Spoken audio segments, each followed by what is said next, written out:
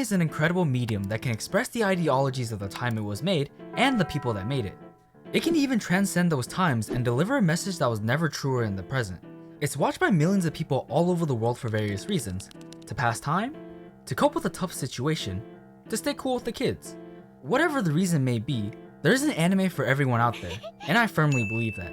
Everyone has that anime that they rate 10 out of 10, regardless of whether or not it's objectively a 10 out of 10. There's a lot of factors that go into making one perceive an anime as quote-unquote the perfect anime, which I'm not going to get into because this video isn't about that. But one common element that all those perfect anime share is the fact that it made us feel something. A powerful emotion or memory was buried into our minds, and now, for better or worse, we can't get rid of it. Anime is powerful, man. But just like all good things in life, there's always that one person or thing that takes it a bit to the extreme side and can show us something we should really be scared of. Furries.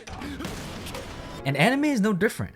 There's always going to be that one anime that you discover at the right time, and after watching 2 to 3 episodes, you wonder, why isn't anybody talking about this? And then you get to the yandere arc, and you start to wonder 2 things. Did I just pee myself? And why am I so bricked up? Yes, we're talking about the 2020 anime that had the entire community on complete opposite ends of the spectrum, Gleipnir. There's a theme in this anime for everyone. Romance, ecchi, violence, gore, and even furry suits. Yeah, I know, right? Furries. Even though it checks off a lot of themes that seem to go well together, it's like I said earlier, this anime isn't for everybody. You gotta be some type of fucked in the head to actually like a degenerate trash anime where the story seems to be going all over the place like this one. So like I was saying, this is a pretty good anime. Gleipnir is a weird show, to put it lightly. People It's can't more tell if mid this than shit is an good or edgy. not. Wow, I'm going in in shock. shock. Edgy I mess look with at the the show. promo, Yeah, it make my pee hard. I've seen so many comments rated either a 3 or an 8 with a few deviations in between. But nonetheless, this has brought something to my attention. The internet is divided into 2 kinds of anime fans. There's sensitive little babies like GHTYUJKKPKOHKJB that think this is the worst anime in the entire galaxy, and then we got degenerates like Marinate 1016 that think this is one of the best anime to come out of 2020. While we don't agree it's the best anime out of 2020, we're on the degenerate side. But that doesn't mean we don't agree with what GHTYUJKKPKOHKJB is saying. I mean, in the opening sequence, you got people climbing out of vending machines, don't even know how he got there. There's static around the screen that's very distracting, to be honest. And bro, somebody needs to be fired because this dude's mic sounds like he's recording on Tyler One's headset. I was sitting there with a broom attachment, scrubbing. Oh, that's a weird motion. Shit straight up just doesn't make any sense. But in all seriousness, this anime is not for the faint of heart. If you can't stand some ecchi and kinda gory things, this probably isn't the right anime for you. But it's those same elements intertwined with a story like I've never seen before that makes it so captivating to watch. If I were to put this show in an easy to understand and relatable analogy, it's like scratching your ass and then sniffing your hand. What? You know it's gonna have a weird and terrible smell, but you can't help it. I have a problem. Gleipnir follows Shuichi Kagaya, a senior in high school just trying to live a normal life. He would do just about anything he could to protect that way of living, except he has a secret that would destroy that very life he's worked so hard to obtain. And that is the fact that he has the ability to transform into a mascot on command. He doesn't know how or why he got it, he just knows that he has it. One night, he goes for a walk and finds a building lit on fire with a girl unconscious inside, and for some suspicious reason, her shirt is unbuttoned a bit too far. Gleipnir will take every chance it gets to show some type of ecchi, and that's an issue we'll address later in the video. He takes her out of the building, but now her shirt is just completely unbuttoned, and he catches a whiff of something fishy. Heh, get it? Spicy. And decides he deserves a reward right now. He slowly pulls down her panties and you guessed it, doesn't do anything. Alright, false alarm boys, everyone pack it up.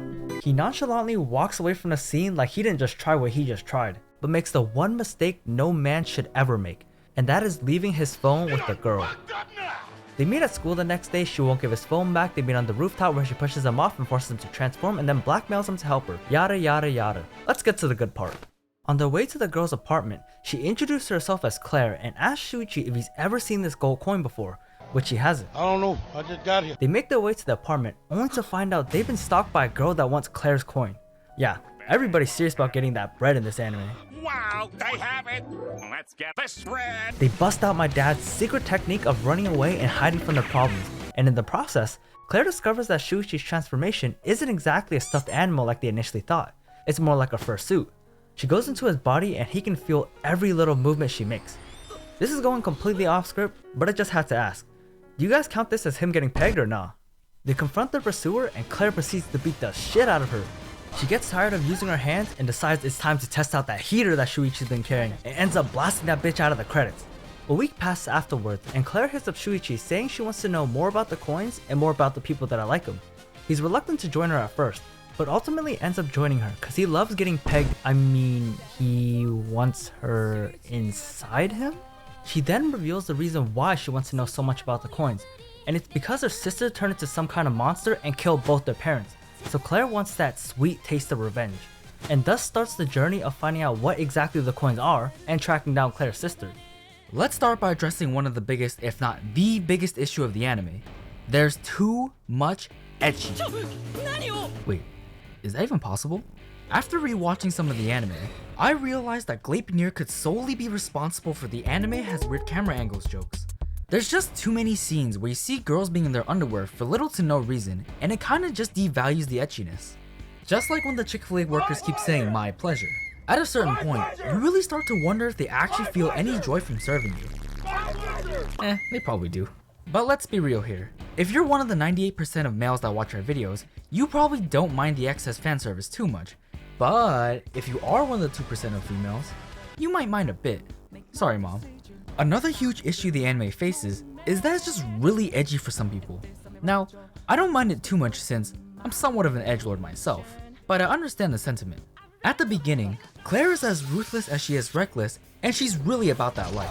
She would do anything to get more information about the coins, even if it means beating the shit out of someone and then killing them. Now, as much as I want to say this goes away, it doesn't. The anime just tones it down and you kinda just get used to it. But I don't really mind this because it adds a lot of depth to Claire as a character, and you get a sense of how she thinks and what kind of person she is. It's simple character building in the form of craziness. This show isn't something you watch with the homies, and it's definitely not something you watch with your parents home. Honestly, it would probably be easier to switch to the Pornhub tab at that point. It's way easier to explain than this. Though, you do have to admit, the story is fairly unique and every episode leaves you wanting to see what happens next, and I think that's one of the best parts of Gleipnir, the storytelling. Information is presented to you step by step, and every time you feel like you unlock a clue to figuring out what the hell is going on, the story literally springs 3 more plot devices that make the already difficult to understand show even more difficult to follow. And I love it. From the very beginning, you have this unsettling feeling that something isn't right. Something's gonna happen. And for some anime, that's a good thing, but for Gleipnir, it's not. For the characters, that is. That same unsettling feeling sticks with you throughout the entire show, even up until the last episode. And I think that's what makes the show almost addicting to watch. You never know what crazy thing is gonna happen next, like pulling down an unconscious girl's panties. And that feeling of being on the edge of your seat is a feeling a lot of anime have tried to replicate, but few have done it to the level that Gleipnir has. Intense, edgy, captivating. These are all words that describe the story, but they don't appropriately encompass everything it has to offer. I'm glad I started watching this show back when all the episodes were out, so I could just binge watch it and skip most of the thinking. Cause watching it week by week would be the equivalent of blueballing yourself for 12 weeks straight. I'm about to bust. Another benefit to binge watching the show is the fact that small details you might not remember a week later stick with you more, and it creates a linear path for the main characters to develop in your head, making the relationship develop more naturally. And speaking of main characters, let's talk about Claire and Shuichi. Claire is unapologetically strong-willed and straight up crazy, and it's those two elements that make her a really interesting figure to watch. She does what 99% of anime protagonists can't do, actually pull the trigger. Literally. And I have a lot of respect towards the author for writing a character with some actual balls. Too bad it took a girl to be a real man, cause Shuichi is the complete opposite. He's a shy and reserved person that only wants one thing, to live a normal and peaceful life. Too bad he can turn into a suit for furries. At the very beginning, you can kinda tell that Shuichi doesn't really have a purpose in life, but he's trying to look for one in the form of sacrificing his future for others. And when Claire comes around, her drive to know more about the coins and her do whatever it takes attitude shocks him because he's never met anybody with as big of balls as she does. One thing that really stood out to me was the relationship between these two and how the anime built it up. It starts off severely one-sided at the beginning as Claire straight up blackmails Shuichi into helping her find out about the coins. And while I don't condone this type of behavior, I think this is actually a really good starting point for the anime because it gives a lot of room for the two characters to develop their relationship together, even if one is using the other. As we get further into the story and the two start to spend more time together, their goals begin to align and realize they need each other. Claire wants to know more about these coins, but the opponents in a way have crazy abilities, and so she needs Shuichi's furry suit to stand any sort of chance.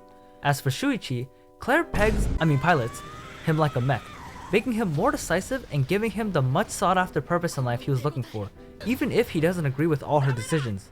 Their relationship keeps developing throughout the series, and you can hear it in their dialogue as you learn more about Claire. Not Shuichi though, cause he's boring. Their relationship is actually pretty cute, and it just feels so natural for them to be together because they are and have been through so much already. And it's definitely not that dirty weeb self-insert, it's that genuine connection viewers can feel through the screen. I haven't mentioned this yet, but you might have guessed already. Claire is straight up suicidal. Really? In the first 4 episodes, we see that she attempts to isekai herself 3 times, and honestly, it might be a hobby for her at this point. But I bring it up because she stops attempting to unalive herself once she starts to find more purpose in her life, and that is to help Shuichi turn back normal and kill her sister. Now it's a bit depressing to think that her character development revolves around the decreasing number of suicide attempts, but this feels like the natural progression for a real person, and it makes her every attempt at survival that much more meaningful. Now, I can't promise you that you'll like Gleipnir, but what I can promise you is that you'll be entertained the whole way through.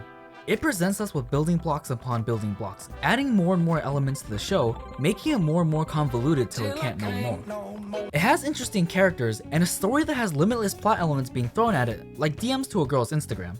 But don't take that from us, we're just 2 guys on the internet talking about anime. We've been the Cheung Bros, and we'll see you guys in the next one. Peace.